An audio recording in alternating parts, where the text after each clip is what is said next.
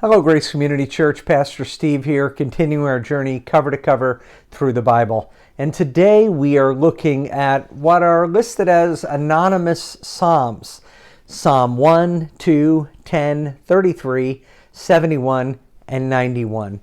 And according to the cover to cover Bible, they have a little paragraph beforehand that they may have been collected as Psalms during the reign of Hezekiah. We don't know that conclusively, but that is a possibility, and they fit well here. But there's also other hints that there may be knowledge of the writer, because what happens in Acts chapter 4, Psalm 2 will be quoted and attributed to David. So even though it's anonymous here, the New Testament writers see it as a Davidic psalm. So it starts with a grand psalm. If you have never read Psalm 1 before, it is so beautiful. And I have to say, the New Living Translation, which is the one we're reading in cover to cover, I don't think does it as nicely as a more historical translation like the NIV or even the King James, because there is a progression. Blessed is the one who does not walk in the way of the wicked, stand with them, or sit with them. Do you see the progression? Went from walking to standing to sitting. That's a progression many of us end up in our life. If you can think of who you hang out with in high school, who you hang out with now. Sometimes people who are not healthy influences on you, first you walk with them, then you stand with them, then you sit with them. But now comes the contrast. But the one who doesn't do that is like a tree planted by streams of water, which yields its fruit in season and whose leaf does not wither. Whatever he does prospers. What a wonderful passage to remind us of having a good foundation, having your tree, your life planted by streams of living water. And what would be streams of living water?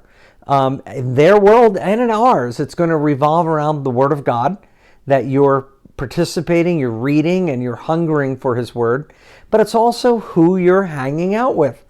We all know there are certain people we hang out with that can draw us in a bad way. And there are people that bring us to a good place. Those are the ones we need to hang out with. And I would say hanging out with the people in the family of God would be a good thing, such as your church participation. Good place to be. Now, Psalm 2 is what many would call a messianic psalm. Peter quotes this psalm in Acts chapter 4, and in that place, it's why do the nations rage? And specifically, Peter and John have just been released from prison, and there is persecution of the church. But they are speaking defiantly, and in this psalm, it speaks of His anointed one, which could refer to a king, but it could also refer to the coming Messiah, which is what anointed one means. And then it has this cryptic ending, kiss the Son. Now, the passage itself, we're not sure of all the details, but it lends itself to showing homage, showing respect for the Son of God. And in this passage, many commentators go directly in that direction. Some do not, but it is fascinating to see a messianic psalm, a psalm used in the New Testament to also speak of a reverence or adoration of the Son of God. Now, moving on to Psalm 33, it's this wonderful statement, what joy for the nation whose God is the Lord. So if we are a nation that seeks out for the Lord, there is joy there. And people go back and forth as to whether the United States is a Christian nation or not. Well, you know what I would say is you're a Christian in this nation. Live your life honoring the Lord. That's what you have responsibility for, and that's what you can do something about. And he makes this declaration, we hope in the Lord, which moves us to Psalm 71, hope in the Lord. And then the psalmist says this, my life is an example. That's interesting. So the psalmist feels that his journey of life, the ups, the downs, is an example for somebody who perhaps is weak in the faith Or perhaps somebody who doesn't believe. Look at my life and see how God has brought me through. There are so many wonderful songs. One of them I know from the Brooklyn Tabernacle. Worthy Listen from YouTube, if you ever want to listen. Type in Brooklyn Tabernacle, He's Been Faithful. And it's a beautiful testimony song about how God is faithful and how your life, my life, can be a testimony to that. Now, Psalm 91 is special to me in a unique way. It's a beautiful psalm.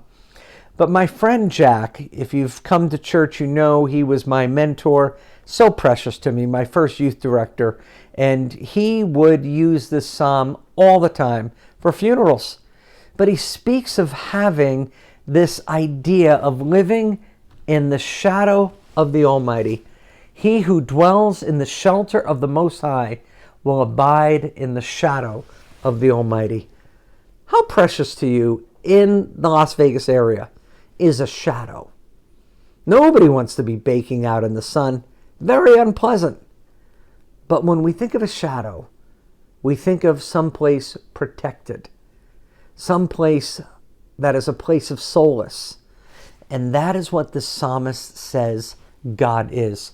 My friend Jack used this all the time at funerals because he figures those are when people are looking for a place of peace, a place of solace. So each of these psalms today really speak to a different part of our heart.